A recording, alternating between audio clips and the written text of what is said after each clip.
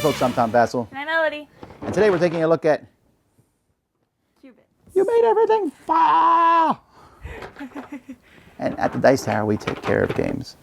Anyhow, this is a it's called visual dexterity, cubed. But really, it's kind of like you're putting a puzzle together and making different patterns with cubes. Mm-hmm. Interesting speed type game. Let's take a look.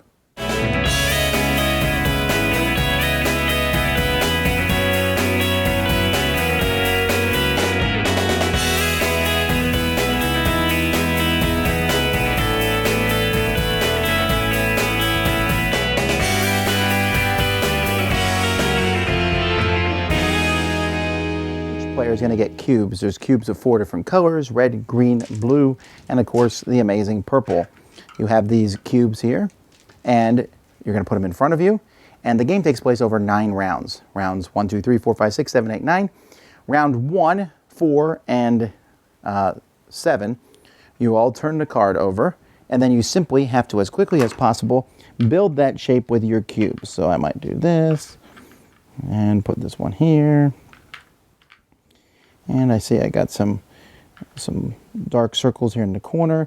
And so everyone is doing this sort of thing at the same time, trying to get these done. I've got some more triangles here. And then the rest is just all triangles. Like that. Well, there's a white one there.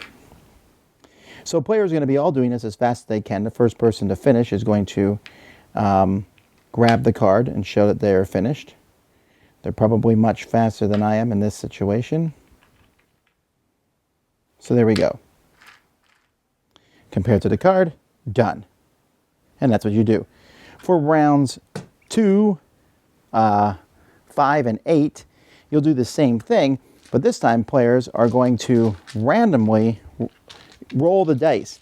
And you can only use what you have here to build. Of course, you can re-roll if you want. So I might be like, all right, well, I don't need to re-roll. I can definitely get that first row done. And I definitely can get this one done. And that's it. So now, oh no, wait. I can put a couple white spots in here. And now roll. So I roll. Okay, much, much better. This is not bad. I got that, and that, and that. And I don't need that or that.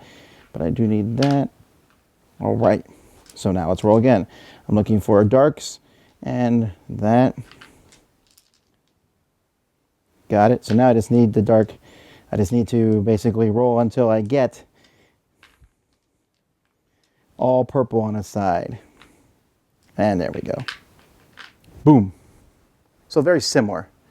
Then the third round and the 9th, etc., you are going to look at the card. Everyone's going to memorize it. You can like wait for 10 seconds, and then you'll turn the card over, and then you will roll, and everyone will put it together as fast as they can. It's just like the roll one where you're going to roll stuff.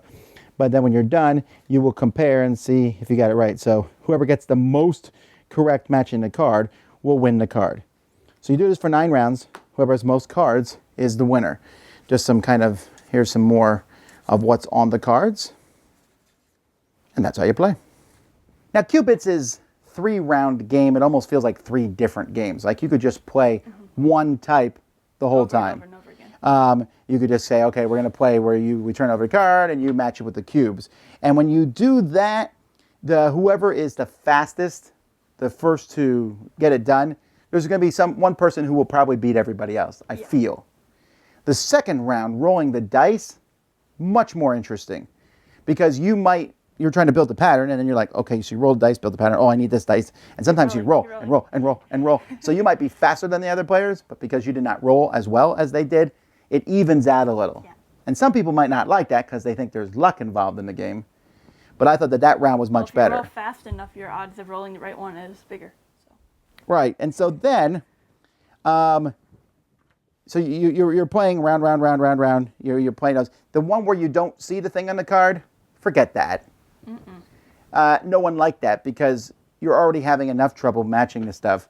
Not being able to see the card, that one was like hands down not the most interested in. Basically, everyone's building it, and then you hope you're the closest to the right thing. Sometimes it's easy to remember, because sometimes it's like a big square or something. But if there's like one of those patterns that has like oh, here's like the half triangle here, and then there's one underneath. Like, you're not going to remember that because there's no pattern to it. Right, right. And for us, we just play round 2 over and over and over and over again.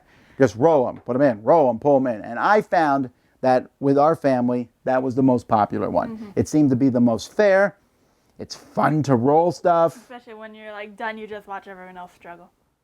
How is that fun? Oh yeah, because we see who gets second place and third place and so on. The components are good. The cubes are neat. Mm-hmm. And sometimes you look at it and it takes you a minute to figure out how to use those cubes to make the picture. Sometimes it's easy. Mm-hmm. Sometimes it's more difficult. Like if you see it as a grid, I guess it's easier. You know where the half ones are. It's the curved triangle pieces that will throw you off sometimes. So overall, what'd you think? I thought it was a lot of fun. Definitely liked round 2 because it was just easier, I guess, to play against other people and like made it more challenging. She's too good at the first round. Just want to point it out. We play round 2 because of Melody. You too. Yeah, well, I mean, that just goes without saying. I was good. I'm not better. Really that good. But when we played with the dice rolling, it was a very even thing across the family.